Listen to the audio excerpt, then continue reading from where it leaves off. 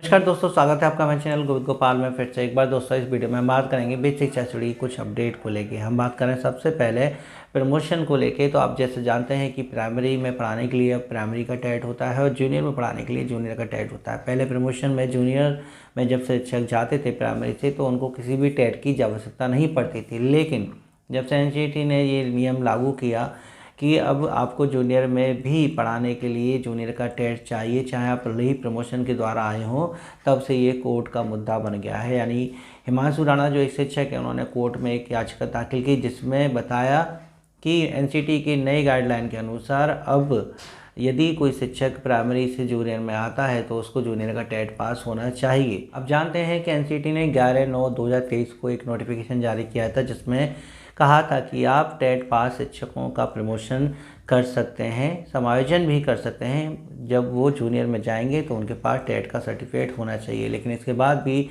सचिव जी ने 21/5/2024 को एक पत्र जारी किया जिसके बाद एक प्राइमरी के हेड को जूनियर का सहायक बनाया गया। इसी के खिलाफ हिमांशु राणा जो एक शिक्षक हैं वो कोर्ट गए और उन्होंने कहा कि एनसीईआरटी की गाइडलाइन का जो पालन नहीं किया गया है। साथ ही साथ कोर्ट ने भी 29/1/2024 को ये फैसला सुनाया था कि जूनियर में समायोजन के लिए या प्रमोशन के लिए टेट चाहिए। तो उस कोर्ट के आदेश की अवहेलना की गई और अभी तक उसका जवाब दाखिल नहीं किया गया है। इसलिए फिर से कोर्ट ने सचिव बेसिक शिक्षा परिषद को ये आदेश दिया है कि 3 हफ्ते के अंदर आप अपना जवाब दाखिल करें। तो एक अगली अपडेट हम जो आपको बताना चाहते हैं बेसिक शिक्षा से जुड़ी वो ये है कि अब विद्यालय में 30 नवंबर तक एसएमसी का गठन करना होगा। एसएमसी यानी विद्यालय प्रबंध समिति विद्यालय के विकास में बहुत विशेष योगदान रखती है। तो एक जन सामान्य को इसमें शामिल करना, क्योंकि विद्यालय प्रबंधन समिति में 15 सदस्य होते हैं जिसमें 11 तो अभिभावक ही होते हैं, 4 जो है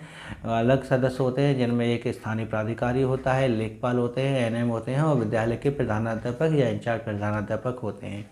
तो इन 15 लोगों की जो समिति होती है ये विद्यालय के रखरखाव को विशेष तौर पर ध्यान रखती है और साथ ही जो भी कार्य होते हैं उसकी विद्यालय की कैसी प्रगति हो, शिक्षा को लेके, चाहे उस जो स्कूल का जो स्ट्रक्चर है उसको लेके कोई भी जो निर्णय होता है ये प्रबंध समिति इसका ध्यान रखती है, बैठक करती है और विचार विमर्श करने के बाद ही निर्णय लेती है। तो 30 नवंबर तक फिर से एक बार इस विद्यालय प्रबंधन समिति का गठन होना है। 2 साल का इसका कार्यकाल होता है और 2 साल अब शायद 2024 में ख़त्म होने जा रहा है। लेकिन ये भी कहा जा रहा है कि ऐसे विद्यालय जो कंपोजिट हैं, जहाँ प्राथमिक और उच्च प्राथमिक एक साथ चलते हैं, एक ही प्रांगण में, एक ही परिसर में, वहाँ पर एक ही विद्यालय प्रबंधन समिति होगी, एक ही विद्यालय प्रबंधन समिति का गठन होगा।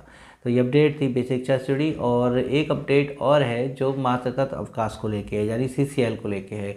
केंद्र सरकार ने मातृत्व अवकाश लेने के लिए ये बाध्यता रख रखी है कि वही महिलाएं मातृत्व अवकाश ले सकती हैं, यानी मैटरनिटी लीव ले सकती हैं जो 3 महीने से कम के बच्चे को गोद लेती हैं। तो ज़रूरी नहीं है कि सीसीएल लेने के लिए माँ बनना ज़रूरी हो। यदि आपकी संतान नहीं है या आप किसी बच्चे को गोद ले रही हैं तो भी आपको सीसीएल मिल सकती है, बशर्ते वो 3 महीने का बच्चा होना चाहिए, उससे पहले का बच्चा होना चाहिए। तो सुप्रीम कोर्ट में ये याचिका दाखिल की गई कि आखिर क्या कारण है, क्या तर्क है केंद्र सरकार का कि 3 महीने से कम उम्र के बच्चे की माँ को ही सीसीएल दिया जा सकता है, उससे अधिक यदि उम्र का बच्चा गोद लिया जाता है तो उसमें क्या दिक्कत है।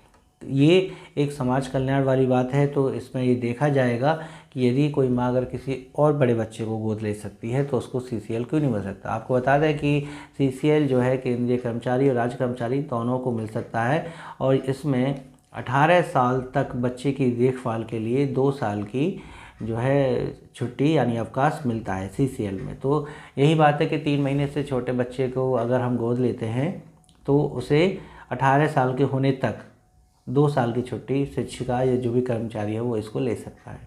आपका क्या विचार है नीचे कमेंट करके ज़रूर बताइएगा कि क्या बच्चा अगर थोड़ा सा और बड़ा है, 2-3 महीने से बड़ा बच्चा अगर हम गोद लेते हैं तो उसको केयर करने के लिए क्या माँ को जो उसका कार्यालय है, चाहे वो शिक्षिका हो चाहे कर्मचारी हो, क्या उससे अवकाश उनको नहीं मिलना चाहिए। इसी अपडेट में हम बताना चाहेंगे यूपी बोर्ड परीक्षा के बारे में कि इस बार यूपी बोर्ड की परीक्षाएं थोड़ा लेट हो सकती हैं। मार्च में ये परीक्षाएं हो सकती हैं, फरवरी में पहले ये हो गई थी, ये 22 फरवरी से पिछले साल पर यूपी बोर्ड की परीक्षाएं शुरू हो गई थी, लेकिन इस बार ऐसा नहीं हो पाएगा क्योंकि महाकुंभ के मेले में जो स्नान है वो 14 जनवरी यानी मकर संक्रांति से लेकर शिवरात्रि यानी 26 फरवरी तक चलेगा, जिसके तहत शायद यूपी में बोर्ड परीक्षा कराना मुश्किल होगा क्योंकि प्रशासन वगैरह उस वक्त काफ़ी बिजी होता है। तो ऐसे में यूपी में परीक्षाएं कराना मुश्किल है, तो इसके बाद ही ये परीक्षाएं कराई जाएंगी। तो 26 फरवरी के बाद ये परीक्षाएं होंगी, तो जाहिर सी बात है ये लगभग शायद मार्च में ही शुरुआत हो पाएंगी। तो यूपी बोर्ड के हाई स्कूल और इंटर के शिक्षार्थियों को थोड़ा सा वक्त और मिलेगा परीक्षा की तैयारी करने के लिए, और ये परीक्षाएं मार्च में शुरू हो जाएगी। दोस्तों बस ये थी बेसिक शिक्षा से जुड़ी अपडेट, और ऐसी अपडेट हम आपको देते रहते हैं, तो प्लीज़ हमारे चैनल को सब्सक्राइब कर लीजिएगा, वीडियो को लाइक कर दीजिएगा, शेयर कर दीजिएगा। मिलेंगे आपसे अगली वीडियो में ऐसे ही कुछ नए अपडेट के साथ, तब तक के लिए नमस्कार, जय हिंद।